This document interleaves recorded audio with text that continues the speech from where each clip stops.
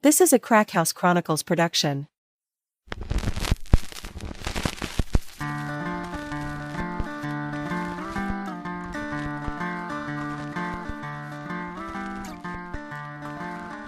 Welcome to the Crack House Chronicles, your favorite true crime podcast. I am Donnie, and with me is a man whose superpower is going to bed and then waking up injured. It's Dale. How's that work? I don't know. I wake up hurting somewhere. Yeah, somewhere. Yeah. Or you get those great little cramps that pop in there and make you jump straight out of the bed. Oh, yeah, get a cramp in the back of your leg in the middle of the night. Back of the leg, or your foot knots up, or I don't know, something. It's You go from laying down to standing up, right? Right down quick. Yeah. Yeah, because that ain't no fun. Walking it off. No, that is no good. Nope. Getting old sucks. Oh, God, yeah, I know it. It does, man. What's going on today, dude? You know it. Same old, same old. We're back in the Crack House doing an episode. We got a good episode. We do. You got any good things to mention? Anybody you want to talk about? Well, first of all, I want to say we're very sad here in the Crack House today because we lost a childhood hero. As we record today, it would have been last night. We lost Ace Frehley yesterday, and me and you, we go way back, don't we? Oh, yeah.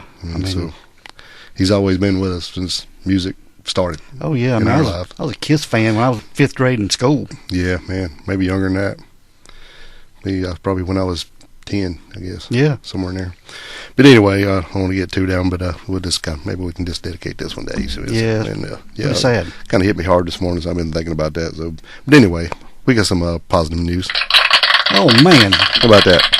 Dale's got that clap. Maybe we got a sympathy 5-star. So. Yeah. Anyway, this comes from listener 954. It is entitled, Good Listening, Even Better with Time. Stumbled onto this gem, well-researched, varied, great chemistry between the hosts. Really, really good. Thanks, guys. Sorry Apple hasn't been giving you much love lately. I've been listening since you all started, and you've improved with age, like fine moonshine. Amen.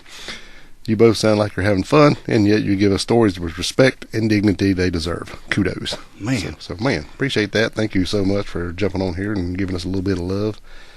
And it's well needed. Yeah, it was a good day for that. We try to get better with every episode. Yeah, we try. Yeah, we do something to try to make it just a little bit better every time. We learn something every time. Yeah. It's a growing process. It is, definitely. So thank you so much, listener 954. Yeah, if anybody else wants to be like listener 954, you can go to Apple Podcast and leave a 5-star rate and review. You must write something in the box. We get a notification and we give you a shout out. Yeah, you don't have to write something in the box to give us a 5-star, but if you want us to know about it, you do. Yeah, because we don't know who clicks that 5-star or not, but once something's written in that box, the review box, yes, yeah, we know, and then we can give you a shout out. And we appreciate you. We do. Thanks so much. And Spotify allows 5 stars, and you can comment on each episode there if you so desire. Right. Yeah, and I think some other podcast platforms allow 5 stars. I don't know which ones, but those are like the 2 main ones. But whatever you listen on, we certainly appreciate you listening. Yes, we do. Yes, we do. Lovely, lovely. Yep. Tell you what, we got a lot of feedback on Buford on the YouTube, didn't we? Yes, we did. That was with Mike Elam. That is a very that's a touchy subject. Yeah, especially if you're in that area of Tennessee. There's a lot of people divided on Buford-Pusser. And there's not many middle of the roads. It's either this side or that. Yeah. Yeah. But and anyway. We got a lot of comments from both sides. Yes. But that's cool. It's either for or against. Yeah. Mm-hmm. Yeah. But it's it's still an ongoing thing. And I think the TBI there in Tennessee, they're looking into it and hopefully going to release some stuff soon on Buford-Pusser and the murder of his wife, Colleen Slemmer. Right. And if you ain't checked those episodes, go back and do it. They're really good. And like I said, a lot of people are saying that Mike's full of it, but if TBI found enough to go in and do what they've doing, there's something there. Yeah, they're just not going for sure. They're just not going to be bored and want to look into something, especially a grave. Yeah, you know what I mean. They're not going to dig her up for nothing. So something's going on there. Yeah. So yep. Anyway, let's go. Let's roll on, man. All right. After this short break, we'll get into it, man. Let's do it. All right, Dale. We are back. We are back. And man, we're back in Tennessee on this episode. Man, what are we doing? I don't know, but we found this case, and it's coming out of Knoxville, Tennessee. Yeah. And this is rough. So just put on your big kid britches and get ready for this one, because this one's rough. Yeah, but we're talking today. It's got several people in it. A lot of players. Yeah, a lot of players, and we're talking about Christa Pike. Yes. Yeah, that's the main story, but it's the murder of Colleen Slemmer. Correct. Yeah, she's Slemmer. Yeah, Colleen is the victim in all this mess that we're going to talk about. Right, so we don't want to get that lost in the middle of this crazy story. But we're just going to start right here. We're going to start with Christa Pike. Now, Christa Gale Pike, she was born prematurely, Dale. Mm-hmm. Yeah. She was born on March the 10th, 1976 in Beckley, West Virginia, to parents Carissa Hanson and Emil Glenn Pike. I guess that's how you pronounce his name. Emil, E-M-I-L, Glenn Pike. Easy for you to say. Yeah. And she had an older half-sister. And, man, from the get-go, Christa, she just had a rough life. Yes, she did. Yeah, her mom was an alcoholic while she was pregnant with her. Mm-hmm. Well, she was an alcoholic probably till the day. Is she still living, her mama? I do not know. Well, she's still probably drinking if she is. Yeah. But she was what do you call it? She still went to work and all that stuff and had a great job, blah, blah, blah. But as soon as she was off, hammer down. Yeah, she was a functioning alcoholic. Yeah, that's the word I was the way looking it's for. been described, yeah. Right, yeah. But like I said, her mother drank through her pregnancy, and the doctors would later say that this stunted Christa's brain development. Mm-hmm. Yeah, she was born premature, like we said, and almost immediately she was handed off to her grandmother for her to raise. Yeah, and I don't know if she was there the whole time. I know when she was coming up, she was with her mom a lot because we've listened to interviews with her as far as her growing up and being around her mom and a lot of stuff going on, and even herself starting to drink really early, like 8 years old. So I don't think she was living with her grandmother right off the bat, but maybe going back and forth. But I know one thing, that her grandmother was her only positive person in her life. Yes, the only positive, yeah. Yeah. And her grandmother was just barely functioning herself. Yeah. But Christa's mom, she wanted to party, and Christa's dad, he didn't have anything to do with him. He was just absent. He was out. Yeah. But while Christa was living with her grandmother, like you said, she would feel safe and just be loved. Yes. But her grandmother wasn't an alcoholic. But it was reported that her grandmother's boyfriend allegedly began abusing Christa. Right. Before she could even talk. Yeah, real young. Still in diapers, man. And her grandmother knew it, but she didn't really do anything to stop it. Sad, man. It's very sad. But when Christa was 12 years old, her grandmother died. Yeah, she is battling with cancer, and I think this has really had a lot of effect on Christa as well, because she wanted to go and help. And somewhere at this time, she was living other places, like I said, back and forth, and other people were taking care of her grandmother, but she knew that they weren't taking very good care of her, especially when she needed it, and ended up pretty much dying alone in a bedroom in the back room fighting this cancer. Yeah, by herself, man. That's a whole sad story, man. It is. But Christa, she was sent to live with her mother. Back to mama's. Yeah. Who by that time had a nursing job, but was still not a single maternal instinct there. It's been described a lot that they never bonded. No. I don't know. I've never heard her say that, but a lot of research we did where they said that Christa and her mom really never did bond. I think the only time they spent any time together was when Christa's mom would smoke marijuana and Christa would smoke marijuana with her. Yeah, but that was way later, not like when she's Young. 3 or 3 years old or nothing. Yeah. I think it was maybe not old either, probably around 14, 12, 14, somewhere in there. Yeah. But, she did say she was drinking by the time she was 8. But what it is, she would say she would be at her mom's and going around, and they'd be wherever they were and having stuff going on, and people leave a drink, she'd just pick it up and drink it. Yeah. Yeah. Whatever's in it. Correct. Just to get something to drink, I guess. And Christa even learned to mix drinks for her mom. Mm-hmm. Rum and Coke. And she knew how much rum to put in a glass and how much Coke to put in a glass. To make the perfect drink. Yeah. For mama. As a kid, yeah. Right. But Christa, she often became a punching bag by her mom's violent boyfriend. Yeah. And he even said when she was younger, she'd be over there and like one of the new boyfriend or the boyfriend of the week or whatever it was, that he would be spending some time with her, and they would be wrestling, but or whatever, but they would always make sure they got a handful of whatever they was grabbing on, and it wasn't good. A little touchy-feely going on. A lot of touchy-feely. Yeah. And said the boyfriends would beat her with a belt, and Christa's mom would just stand there and just watch. Well, especially the ones that had money. Yeah. There was one guy in particular she would talk about that had a Corvette. She wouldn't say nothing to him because she knew he had some money. Yeah. And said one time Chris just went out and looked at it, and the dude just flipped on her, and that's when I think he beat her with a belt, talking about don't touch his car and all this. This is crazy. Yeah, I think it was a Corvette he had. Definitely a Corvette, yeah. Yeah. But then there was a time, like we were talking about, that Christa's mom decided to bond with her.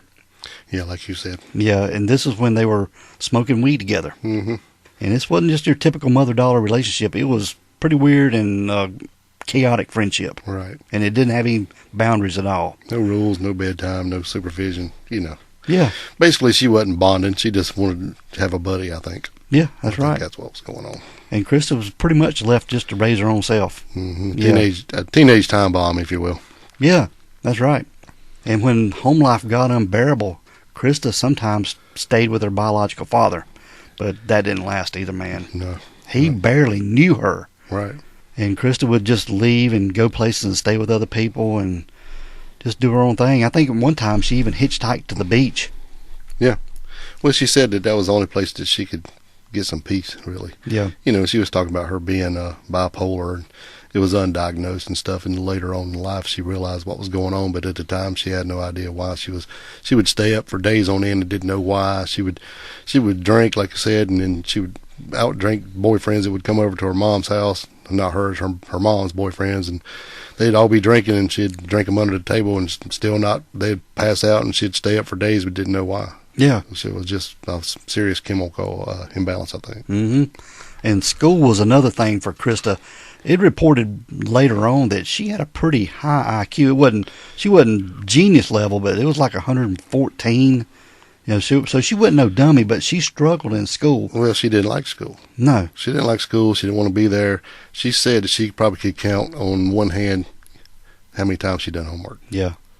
But she would show up and ace the test. Yeah, pass the test. Yeah, didn't know how. She said that was basically the only day she made sure she was there. Other days she would go in and spend one period in and then leave. Yeah. Just go in and get counted as being there and then leave. Yeah, just go somewhere and smoke pot or drink or hang out. Yeah, whatever. Yeah. But because of this, Christa eventually dropped out of school. Mm-hmm. And then it came to shoplifting and an arrest, and even a stint in juvenile detention. Yeah, and I think she got, kind of done over there too. Because usually people in there like just a month or 2 or 3 months, whatever. And she was in there for 15 months, which is a extraordinary long amount of time to be in wherever she was at. Yeah, but Christa, she didn't seem to care about this or seem to care about getting caught. Well, if you think about it, that's the only place she's ever been. It's been had a structured environment. Yeah, people notice her and want to help her, be with her and hang out with her. Right. Yeah. Man, that's crazy.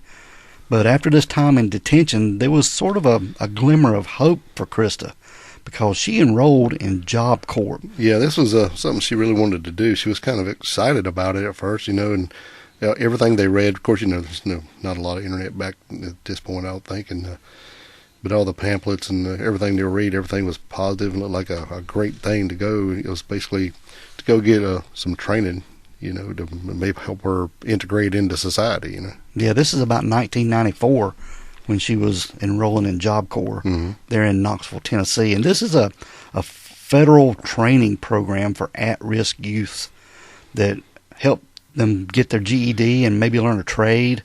Right. And it was basically like a college. It was a place they go and stayed. Yeah.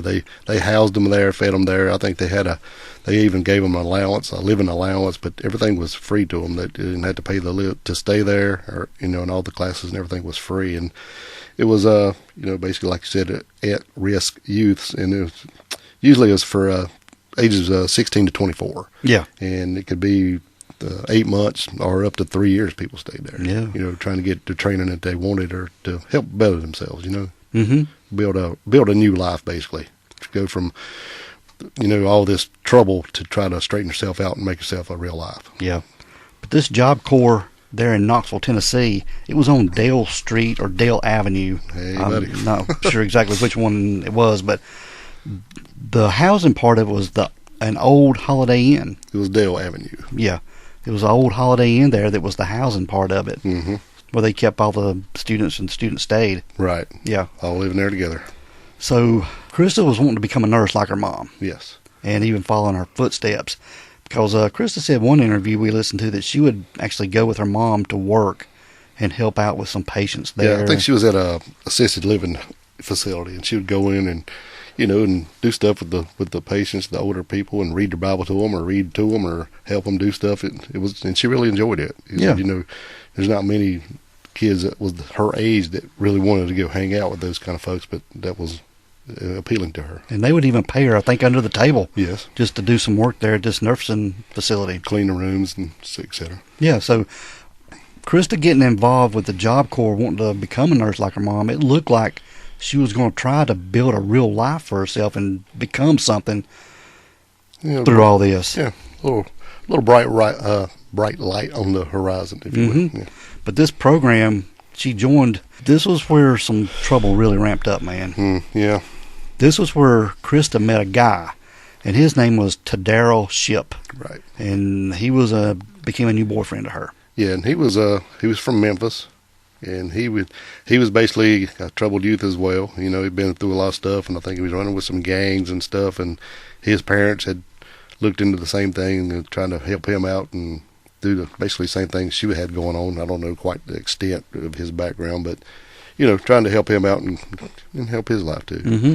Yeah, and they got into some different things. They bonded over their supposedly shared interest in Satanism. Well, I think he had been in Satanism for a while, and then he kind of introduced her to it, or at least the occult part, and then she was kind of intrigued, you know.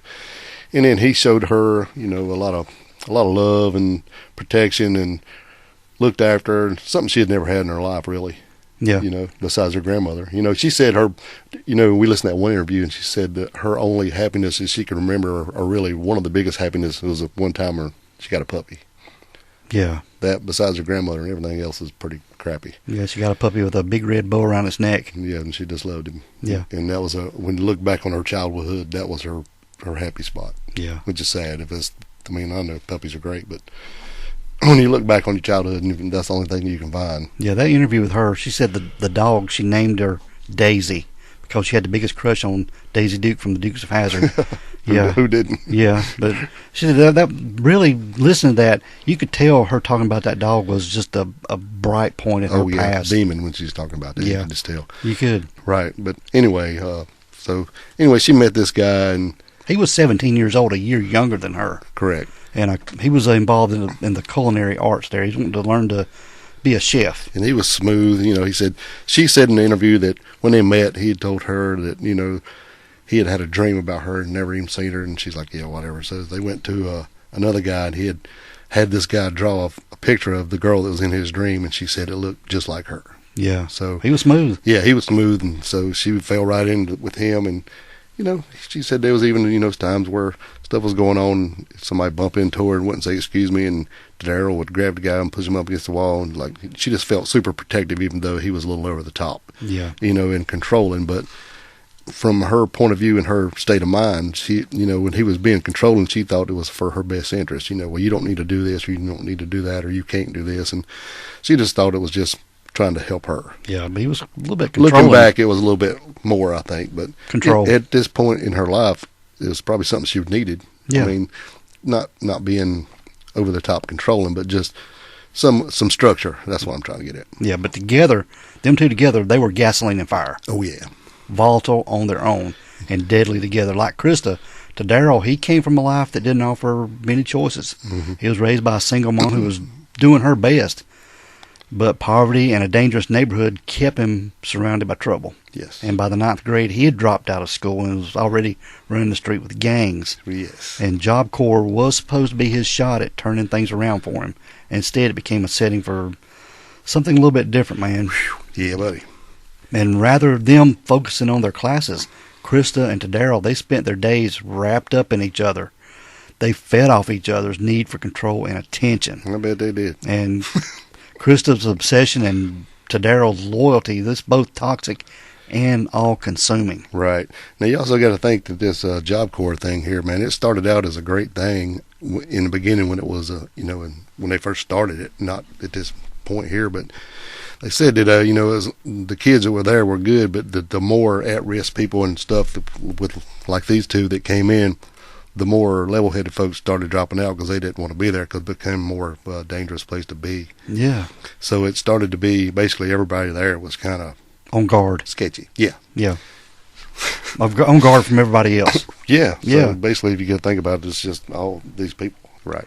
And then another female comes into the picture, and her name is Shadala Peterson. Right. And she ends up being a really good friend to Christa, and maybe a partner in some weirdness, because the two bonded quickly, and apparently they shared a fascination with dark and occult imagery. Yeah. Right. But both were rumored to dabble in some satanic rituals. And soon, Tadaryl was part of this mix, too. Well, I think Tadaryl brought it all in. You think he did? Yeah, well, according to the stuff I've watched, that he said he'd been in this since he was like 8 or 10 years old. Kind of, being fascinated with it and had, grew up with it. And then he brought it there and then kind of was spreading it to other people. And they said there were probably 8 or 10 people of them, actually, that was kind of into this stuff. Mm-hmm. Now, I don't know to the extent, but that's what they were doing. Yeah. But another female enters the picture. Her name is Colleen Slemmer, the one we mentioned at the beginning of this episode. Right. And she was 19 years old, and she was new to this Job Corps program. Yeah, she was from Florida. Yeah. And she had been working like a lot of restaurant jobs or fast food places and stuff like this, and she just was trying to get into computer technology, so she thought this would be a good place to come. Yeah. And I'm not sure her background, because there's not a lot that we can find out about her. You can't find anything about her much. But I'm assuming that she probably had some kind of past, too, because it seems like everybody here had some kind of, at-risk background. Mm-hmm. Maybe getting into some trouble or doing some things that Yeah, maybe, doing. and I'm not saying she did, because I don't really know, but it just seems like everybody here, That's the pattern with everybody. Yeah, Yeah. it was kind of set up for that, to help people out. But, Mhm. but if you didn't have some kind of sketchy background, I don't know if you could get into this, Yeah. But Colleen, she was wanting to get into computer technology. Mhm. But she wasn't anything like Christa. She was bubbly, ambitious, and hung around a total different crowd. Correct. And the two girls probably would have never crossed paths except for one rumor that changed everything. Well, we say a rumor, but what had happened is, I think Christa had went home for Thanksgiving break. Yes. And according to the interview we listened to with Tadaryl, while she went home on Thanksgiving break, he was just being the 17-year-old player, and him and Colleen, she had been flirting a little bit, so they hooked up. Yeah. And he says it was only once, but I don't believe that. I think it was probably the whole time that Christa was away, he was playing. And then when Christa came back, he tried to play it off, and, this girl would come up every now and again talking, and she started figuring out what was going on by Christmas break. She kind of knew what was happening there. That they were, So the rumors might be rumors, but I think the rumors were true. yeah, they had pretty much hooked up. Yeah.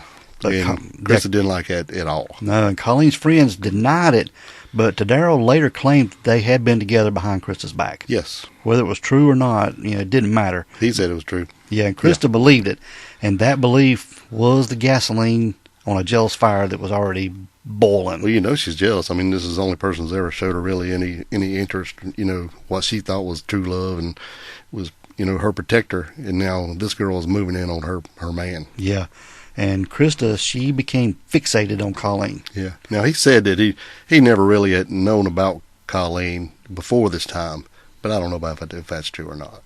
Yeah. It's like, didn't even know she existed, and all of a sudden, here she is. While Christa's gone, I think he know what he did. But Christa, she couldn't stop talking about Colleen, and she even told friends that she wanted to teach Colleen a lesson. Right. Yeah. So on January the 12th, 1995, Christa told Colleen that she wanted to clear the air and make peace. Right. Now, in reality, she had told Tadaryl that she wanted to fight her. She wanted to whoop her ass. The teach a lesson part. Yes. And he told her, he said, listen, if you're going to do this, we can't do it on campus. We've already both been in trouble. We'll get kicked out. So if we go off campus and you fight her, then, maybe it's different. Mm-hmm. He said, I understand that, whatever, and if you think this is what you need to do, but you need to do it off campus. Yeah, and Christa... So they made up the story to tell her that they want to be peaceful. Yeah, and Christa had told Colleen that she had some weed stashed behind the agriculture building there at the University of Tennessee. Right. Out in the woods. Kind of through the woods, yes. Mm-hmm. And they were going out there and smoke some weed and just make peace. Be friends. Yes. Hold hands and sing Kumbala. And Colleen agreed to this. And the two of them, along with Tadaryl and this Shadala Peterson that we mentioned, Mm-hmm. they walked off together toward the wooded area near the University of Tennessee campus. Right. Now you got to remember, none of these folks hang out together, except, the three do, but not Colleen didn't hang out with any of them. Yeah. So she was kind of in a weird place with these three folks. So what happened next, it's almost impossible to comprehend, Dale. This wasn't a fight that got out of hand. It was a serious crime. Yeah, and I don't know. It's just it gets bad quick. And what happened to Colleen was slow, deliberate, and deeply cruel, man. Yes. So at around 8 p.m. that evening, the four were spotted walking away from the Job Corps dormitory. The four people had actually checked out. If you left campus, you had to sign out. Yes, you had to sign out a paper. So these four people, they had signed out of the later they would go back dormitory. and look at the paper and notice that all four signed out at 8 o'clock. Yeah. Yes. And once they were away from, I guess, onlooking eyes, this is when the real plan got underway. Mm-hmm. Christa was going to kill Colleen as a human sacrifice and out of pure rage of jealousy. Yeah, I don't know about the human sacrifice part. And her friend, this Shadala Peterson, was going to act as a lookout to make sure that no one was walking their way or could see anything that was happening. And for about 30 minutes, Dale, Christa viciously tortured Colleen, man. Yeah. At first, she made her undress, making her remove both her shirt and her bra. And Christa and Tadaryl began to kick Colleen as she lay on the ground. Mm. Then Christa, she took out two weapons that she had brought with her. One was a meat cleaver. That they had borrowed from somebody. Yeah, they borrowed that from somebody. And a box cutter. So stop right there for a second, because in all the interviews we listened to, they were saying it was going to be a fight. We're going to go out here. It was just going to be a fight. And I can see how a fight can get out of hand, and stuff. And especially, Tadaryl said lots of kids had box cutters or whatever. So basically, a lot of these kids at this place had some kind of weapon, is what he said. Yeah. So that'll tell you the kind of people that were there. But I don't know who in the hell would have a damn meat cleaver unless they stole it out of the kitchen, which I don't think it did. All we saw was they borrowed it from somebody. It's been reported that they borrowed it from somebody. Right. Yeah. So if you're going to go out here and it's just going to be a fight, why in the hell are you taking a meat cleaver? Yeah. So that's premeditation right there, man. Yeah, and I don't know about this sacrifice thing. I mean, that comes in later or whatever, but I think this is pure jealousy. Yes, and a lot of rage from this girl. Okay, go ahead. But she took out these two weapons, the meat cleaver and the box cutter, and she began cutting Colleen with the box cutter. And as Colleen was laying on the ground, they carved a pentagram onto her stomach. It was more on her chest, wasn't it? Yeah, more on her chest, stomach area. And I think Tadaryl said that just came in later, and I don't know. And I don't know. It was after a lot of other stuff had happened. I mean, they cut her on her back, on her forehead, like sliced her stomach. I mean, her throat, like between 6 and 9 times. Yeah. With this box cutter, and then she had all these cuts on her, but none of them were deep stabs like a knife because they were box cutters. So it was just long cuts. Yeah. Where you can go as deep as a box cutter go. It was about 1 inch or so, I guess. And she was cut more than 300 times while she was still alive. Yeah, man. trying to get away. I mean, this went on for at least half an hour, maybe longer. Begging. It's been reported up to an hour, but who knows really. But Colleen was begging for them to stop, asking, "Why are you doing this to me?" Yeah, and that just pissed Christa more off. Yeah. And then more she talked, the more she cut her. And Colleen was even telling her, "Just let me go and I will leave. I will walk back to Florida. Yeah. Just leave me alone. Let me go." And anytime she tried to get up and take off, they would tackle her back to the ground and keep going. But for about half an hour, they tortured her, man. It was just awful. And Christa was in control the whole time. Giving orders, laughing, and feeding off this fear of Colleen. Yeah, and she said the more she talked, the more it pissed her off because she said it was just harder to hurt somebody while they're talking to you. Yeah. Tell her to shut up and cutting her. Yeah. It was awful. But this didn't stop Christa. No. Instead, she took a large piece of asphalt that she had found lying on the ground. Yes. And she began hitting Colleen in the head with it until she died. And a very agonizing death, man. Well, she crushed her skull, man. Yeah. Yeah, I mean, I'm going to slow down a minute because this is rough. Yeah, I mean, and we'll put up a link that you can find if you want to see some of the crime scene photos. We won't post them because they're rough. We'll just post a link. Yeah. Yeah. If you want to see them, go look. But they're all available online, man. But just be warned, it's pretty damn rough. Yeah, but Christa would later describe the gargling sounds that Colleen was making as she choked and suffocated on her blood, man. Yeah. And in court, she was just talking about how she sounded when she was about to die.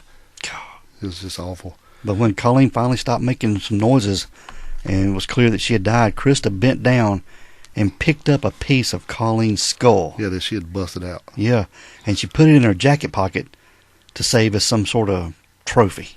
Crazy, man. Yeah. And we ain't talking about a little bitty piece. It was like a Dorito-sized piece, I guess. Yeah. And then 3 of them covered up Colleen's body with some leaves and branches. They drug her down to a pile of dirt. Because they said later that when they went back, they could see like finger marks in the damn ground where they had drug her around. Yeah. Before she was dead. And they left Colleen's body behind in the park in a very shallow grave, not even making any attempt to hide it at all. No. Man. It was bad. Yeah, it was. I mean, this girl went through all this stuff and all this pain for all that time. Didn't you say somewhere that you saw where Christa said later that she was the one that put her out of her misery? Yeah. Yeah. Christa said that she was whining and begging so much and bleeding out that she bashed her head in with a piece of asphalt just to put her out of her misery. Like you can put down a hurt animal that you can't do anything for to put him out of his misery. That was her way of looking at it, man. Yeah, I think one of her roommates later said that she said, well, hell, she just wouldn't die. So I cut her throat all them times and she just wouldn't die. Colleen was fighting, man. She was fighting for everything. Oh, yeah. Everything. Yeah, but she had Christa and Tadaryl both on her. Yeah, she didn't have a chance. No, she didn't. So after all this, when they, kind of drug her down into this pile of dirt or whatever, they'd walked to a convenience store and then kind of washed the blood off of themselves before they went back to campus. Yeah, cleaned up, I guess, the box cutter and the meat cleaver. And we washed out all of it. I guess you could take it back. Well, here's your meat cleaver. I don't want to tell you that we just hacked up a roommate with it, but there you go. Yeah, I'd like to know who they borrowed that from. God, can you imagine that person? Yeah, but Christa did return back to her dorm. It was around 11 p.m. Mm-hmm. And again, she didn't try to hide anything. Nope. Her roommate was there, and Christa was ready to brag about what she had done. She had told her roommate straight away that she had killed Colleen. Yeah. And when the roommate didn't believe her, she said, yeah, you're kidding, right? No, and she pulled out a piece of skull. She pulled the skull out of her jacket pocket to prove it. There you go. And then said she was going to bed. And she told her roommate, said, well, don't tell anybody, or I have to kill you too, and then laughed. Yeah.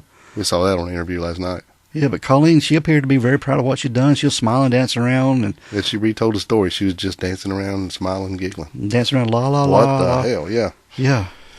God almighty, it's evil, man. Yeah, and so nobody said nothing to the police. They just like, it's normal. Yeah. Like nothing going on. But Colleen's body wasn't found until 2 days later. Mm-hmm. This is when a Job Corps employee happened to stumble across what he thought was the remains of an animal near the University of Tennessee campus. Mm-hmm. But when he got closer, he realized it was human. It was, not good. And what was left of Colleen had been left out in the open as if it was discarded. Right. Her body was so badly beaten that the first officer on the scene couldn't even tell if he was looking at her face. That's what he said. He said, you know where it should be, but he just didn't look like it. I mean, you look at the crime scene photos and you can kind of see what he means, but God almighty. And the medical examiner would later say that she had too many wounds to count. Mm-hmm. He was labeling them, starting with A, B, C, D. And he ran out of letters. Quick. Yeah. And he was even just had to go back and use that on the main ones and not all the extra. And double up on the letters. God. This is cut AA, cut BB. Yeah. So many. They couldn't keep up with them. Now, they said that she was still alive, when all this was going on, especially when they carved that pentagram into her chest. Yeah. She felt every cut. Every cut. The only thing that killed her was the asphalt that was bashed into her head, man. Yeah. Had brain matter and hair and skin still on it. The big hunk of asphalt that they found. So they knew that was a murder weapon. So when the police recovered her body, they didn't know who she was. They, nobody had been reported missing from Job Corps. She didn't have any ID because they said that they had got rid of all her ID and threw that away when they went to that store. And so they started trying to figure out what was going on.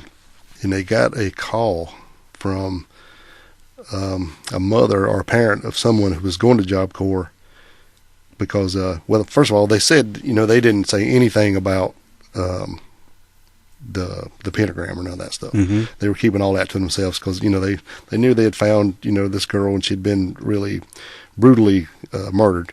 But they kind of kept, that stuff to themselves. That way, if they got any tips about it, they would know which ones were real, which ones weren't. That's right. And it said that one of the girl's mothers who had went to Job Corps had called her mother and told her that she wanted to get out of there because there was a lot of kids that were into Satanism or devil worship, as she put it.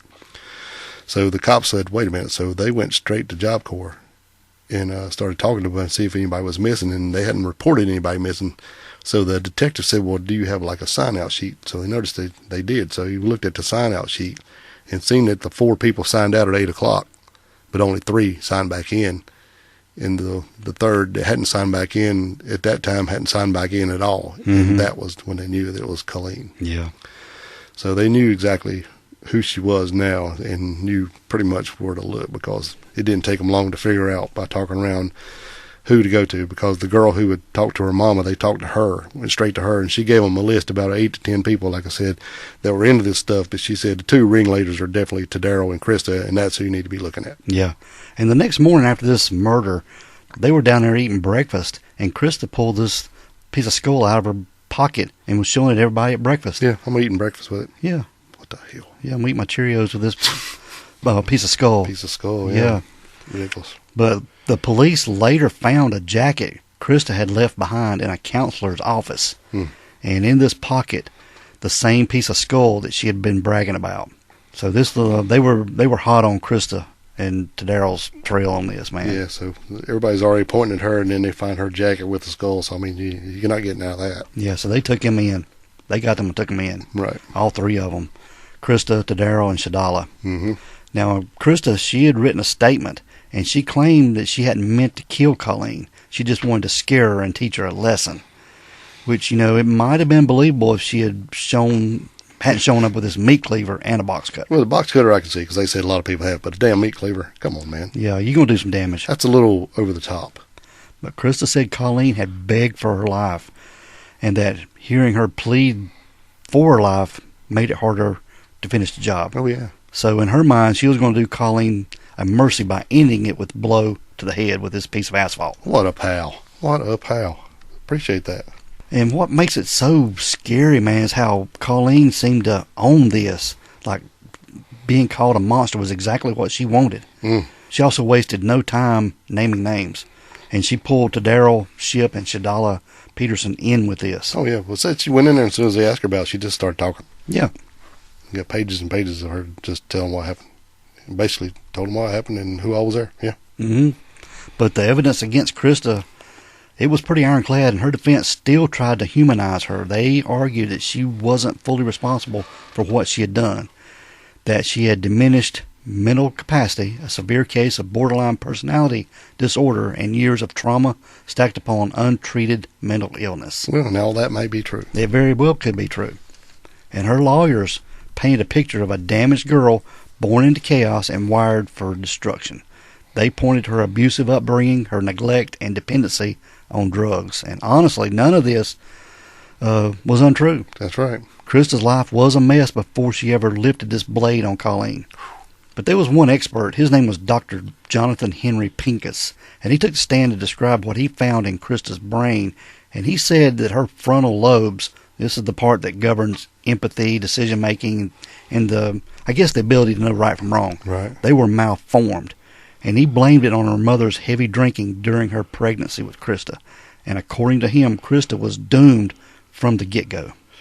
How many times have we seen that? A lot. Doing these stories, man. Yeah. And this Pincus also said something pretty chilling, that every killer he's ever examined shares 3 traits: brain damage, a history of abuse, and mental illness. Correct. And Christa Pike, he said, had all 3. Now, whether that explains her behavior or not is up for debate. But personally, these things may help understand why Christa. It may help you understand her, but it don't excuse it. Exactly. Yeah, that's what I'm trying to say. Yeah. But when this case went to trial, the judge, he seemed to agree, and there wasn't much left to argue. The evidence was stacked pretty high against Christa. Oh, sure. They had DNA witnesses, her confession, and her own words. And this jury, they didn't take much time. The jury, in March of 1996, they sentenced Christa to death. Yes. And she was just 20 years old. And just a little side note, this is absolutely unheard of a sentence for a young woman her age. She was charged with the death penalty because she was 18 when she had killed Colleen. Right. If she had been just a year younger, 17, she would have probably got off with this death penalty. Yeah. She would have been convicted, but not with the death penalty. Yeah. Kind of like what they did for Tadaryl. Right? Yeah, because Tadaryl, he just got 25 years to life with the possibility of parole. After 25 years, yeah. Yeah, but Shadala Peterson, She acted as the lookout, and she was able to testify against both Christa and Tadaryl in these cases, in these trials. Mm-hmm. And get this deal. She received a 6-year probation in exchange for her testimony. Yeah, that's all she got. That's all she got, with an accessory after the fact. Now, I don't know, what she did, if anything. I don't know if she was, but she was in on it. She knew what was going on. She could have stopped it. She could have told somebody what was going on, but she didn't. I mean, she told on them after the fact, like I said, and I don't know what she did, but I don't know. Yeah. I don't think she should have been doing 25 years or nothing, because she didn't really do it. But I mean, she was there. We've seen where people, was with people who did bad things, and they got a lot more than 6 months or 6 years probation. She didn't get any time, did she? At all? No, just I guess whatever time she was locked up during the investigation. True, which might have been a while. Yeah, but once she started talking and was going to testify, we're going to get all we can when we'll just give her a deal. Right. Yeah. Well, I'm not saying she should have the book thrown at her. She didn't do any of the violent part, but she knew about it. She was part of it, yeah. Yeah, she could have helped stop it. Oh, sure. Absolutely, yeah.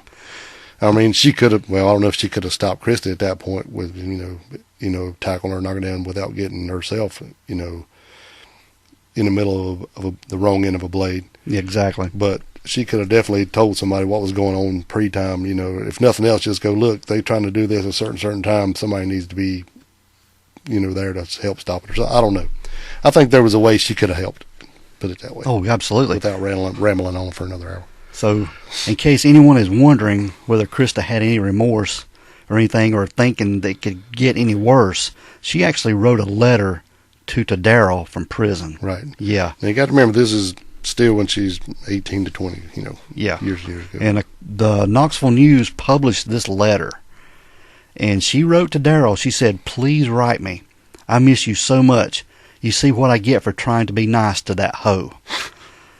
I went ahead and bashed her brains out so she'd die quickly instead of letting her bleed out to death and suffer more.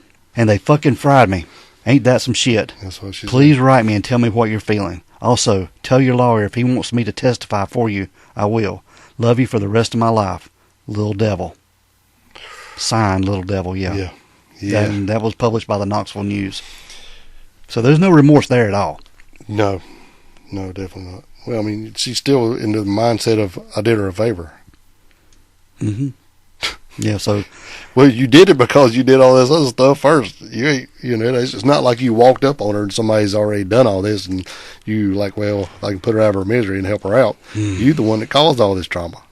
But you'd think Christa going on death row would help her and humble her a little bit and maybe help her learn, but it didn't. No. Over the years, man, she's flirted with guards, sent out more letters, and even plotted another murder. This time against a fellow inmate she thought was flirting with her man. This was in 2004. Christa attacked another inmate. This lady's name was Patricia Jones, and Christa tried to strangle her to death with a boot shoelace. Now, in her story, in the interview, the guy asked her about this, and she said that they just set her up for this, and this is a bullshit charge. She said that there had been some fires, and they had moved them all into these little planes, and this girl had jumped on her before while she was handcuffed.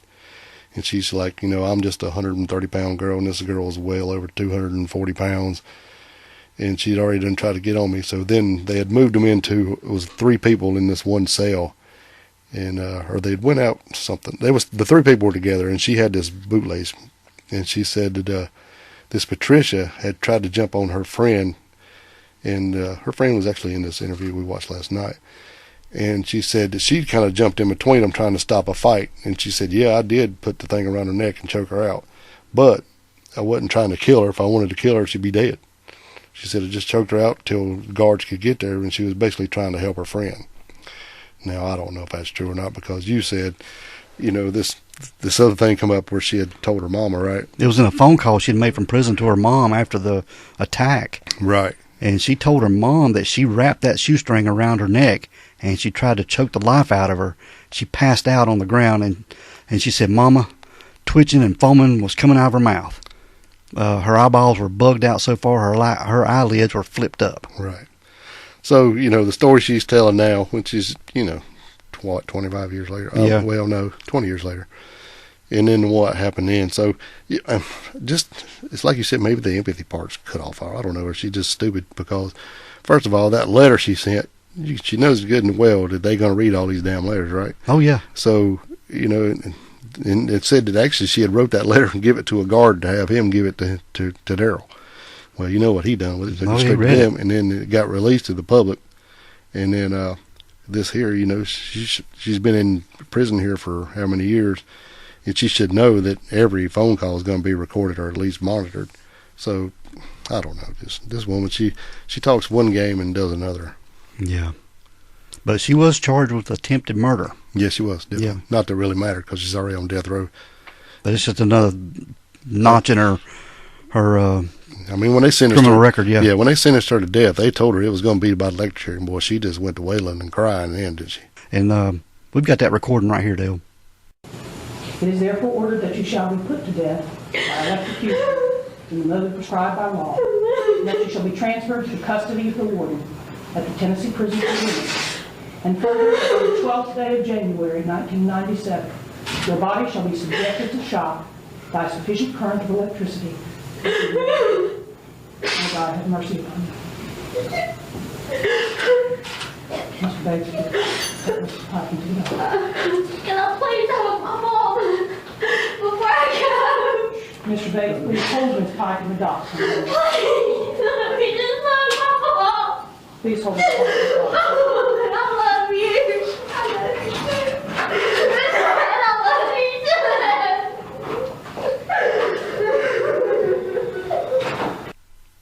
So, listen to that. Christa, she wasn't worried about Colleen during that sentencing. She was worried about her own self. Yes. Yeah. And she wasn't thinking about the way Colleen was screaming and crying and begging for her life. Right. While she was screaming and begging for her life. Yeah. So what's the difference? They should have took a rock over her. Yeah. Yeah, let's go ahead and help you out now. Yeah. But while Christa was in prison in 2012, she planned an escape.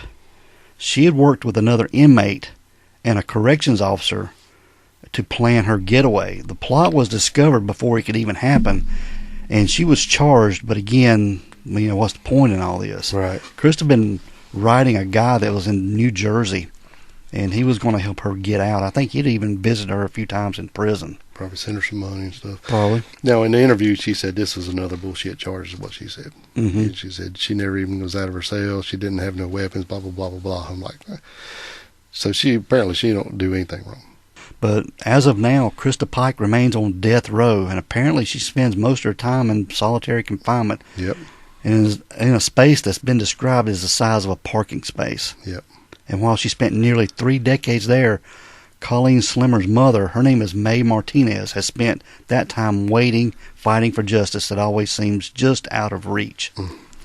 And last year, Colleen's mom, she petitions the court to finally set a date for Christa's execution, saying, I want this to happen before I die. Otherwise, no one will see justice. Whew. It took almost 30 years, but in September of 2025, just this year, that wish was finally granted because Christa Pike's execution is now scheduled for September the 30th of 2026, which will make her the first woman executed in Tennessee in over 200 years. She was like 1800 and something. Right? Yeah. But Christa's been sitting on death row for many, many years. Yeah. And just recently in the news, too, Tadaryl Shipp, he became eligible for parole. It was just this month, and he was denied parole. Yes. By the panel. The first parole board member immediately replied no. Right. Voted no, and he's up again in 5 years for parole. And we listened to an interview with him. He seems to have, I don't know, in his interview, turned himself around. Sure sounds like it. Yeah, I was kind of impressed by his interview, actually. They were asking about, the devil stuff, and he goes, well, that was when I was younger and just was under that kind of stuff, and he's definitely not doing that anymore.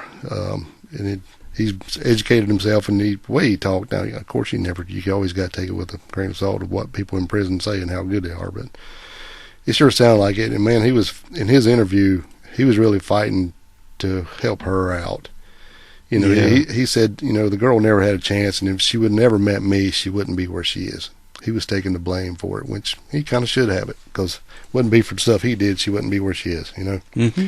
you know, from meeting her and then doing this Satanist stuff, and then running around on her, and then causing all this stuff, and then probably building up that a little bit, you know, and then going through with helping her go through with this execution of Colleen is just, I think that weighs on him some, you know. And we listened to the interview with Christa, and, you know, and the guy had asked her if she'd went through and done any more education and stuff, and she said no. She said, well, they've offered it to me, but I told them they're just wasting their time. What's the point? How am I going to use it? I mean, they're going to kill me. So, but he definitely said he had taken, you know, a lot of stuff and helped, you know, educate himself. But he also said, if there's anything I could do to help her, at least get her off death row, and I'm not saying let her out, he said, but at least get her off death row, I would do it. If I could go myself on death row now, even if they told me I would be executed within 6 months, I would do it for her, because she never had a chance. Yeah. She never had a chance. That's right. Her whole life. Yeah, because, you know, basically he was saying, and if you go back to the beginning of what we're doing here, you know, she was in all this trouble all her life, and then she finally was going to have this chance to turn her life around. And as soon as she goes there, she meets Tadaryl, and it just goes to shit from there. Yeah, he's showing her some love and attention, and She was all in. yeah, She never had that before, and then it just went really, really wrong. And then this murder that they carried out, you know. So that's basically the end of her life when she was 18, yeah, and she's been in prison for 25 years. yeah. But Colleen's remains were cremated, and Colleen's mom has petitioned to get that one piece of skull back. They've kept it in evidence, yeah, until the execution of Christa Pike is done. They're hanging on to it just for any kind of appeals or anything like that. But she's trying to get that just to have all of Christa's So remains. she should be intact. Yeah. Mm. But That's sad. they showed I've seen a picture of this skull, and the pathologist, he removed the skull from the body, from the head, and he had to reconstruct it back together like a puzzle. Yeah. All the pieces. And the pieces missing is pretty big. Yeah. Yeah. Like you said, it's like the size of a Dorito chip. I know that sounds rough. That's the Yeah, only thing I man. could think of. Yeah. It's crazy. But yeah, this still hasn't ended, but Christa is up for execution next September. Yeah, within a year. Yeah. Just a sad situation all the way around. It is. It is. You know, and you know, a lot of times I feel like we're, you know, feeling sorry for the killer here, but I don't know, man. It's hard not to when you look at the whole story. When we first, you know, looked into this, and we like, oh, this girl just thought this guy was taking her boyfriend, and she just took her out in the woods and cut her up and beat her head in with a rock. We're like, God dang, this is rough. But then you look at the backstory, and you just start, I don't know, it's so many stories we've done that start out the same way and end the same way. Yeah. You know, I'm all for the death penalty in certain cases, and we've listened to some experts that talk about human development and maturity and stuff, and the age at which somebody's brain is fully mature. Right. It's in your early 20s. And Christa, you know, she was nowhere near that. And Plus, she was behind schedule anyway. yeah, and Tadaryl said she was 18, but she acted like she was 14. Right. She's like an 18-year-old with a 14-year-old mentality. Yeah. Should she have received the death penalty and just got life? Yeah. I mean, there's no doubt she belongs behind bars. No doubt. Yeah. But should she be executed for this? I don't know. It's a touchy You know, subject. And we even talked about it. Should there be an age limit? You know, like you can't buy a pack of cigarettes, but they can kill you. Yeah. You know, I mean, I don't know. It just, and that's a war for another time, I guess, to fight that battle. But I don't know. I think it should be looked at, really, and I don't know. But and especially us doing this, there's been so many cases I could think of where people, I mean, even having like a kill list and stuff and all this, and just kill so many people and just get alive. Mm-hmm. Yeah. I mean, I know different states are different ways, but you know, if you've been in Texas, she wouldn't be in jail for 25 years, I bet you. Yeah, she had done been executed. Right. Yeah. But yeah, it's just it's sad all the way around for everybody involved. It is. Yeah. But anyway, that's the murder of Colleen Slemmer. It is. Yeah. All right, Dale, we're gonna get out of here, man. All right, let's roll. We want everyone to be safe. Just please be careful and always be aware of your surroundings. because the next episode could be about you. This is The Crack House House Chronicles.